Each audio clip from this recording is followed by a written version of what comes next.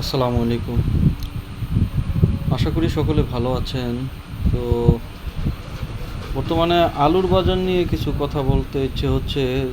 এই আলু চাষের উপর নির্ভর করে আলুর জমির মালিক, আলু চাষি, এরপরে আলু চাষের শ্রমিক, তারপরে আলু ব্যবসায়ী যারা আছেন, যারা বীজের ব্যবসা করেন, সার, এর সাথে আলু লাগানোর সরঞ্জামাদির বিভিন্ন শ্রমিক আছেন, কোল্ড স্টোরেজের মালিক, শ্রমিক, এগুলো পরিবহনের জন্য অনেক শ্রমিক। মোটামুটি দেশে 25 থেকে 40% লোক আলু চাষের এবং আলু নিয়ে কাজ কারবার করে খাচ্ছে।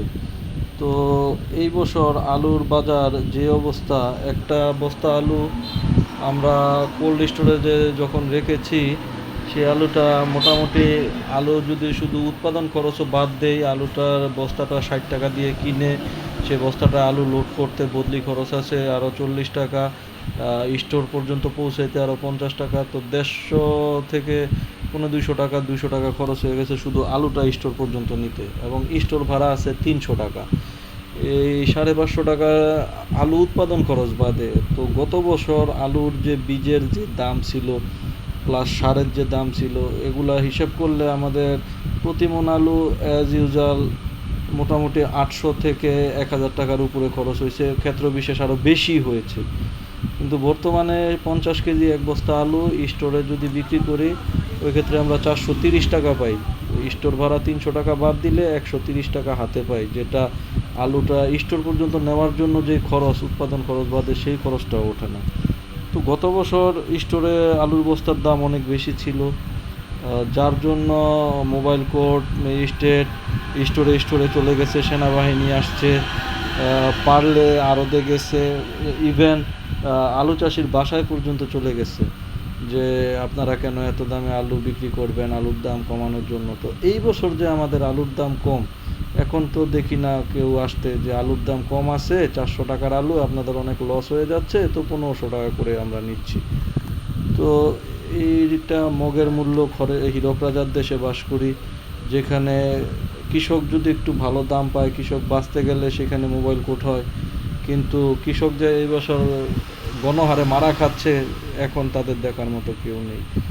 তো সবাই আওয়াজ তুলুন। মোটামুটি আলু এখনও অনেক মানুষ আছে যারা আলু আমরা স্টোরে রেখে দিয়েছি, বিক্রি করিনি।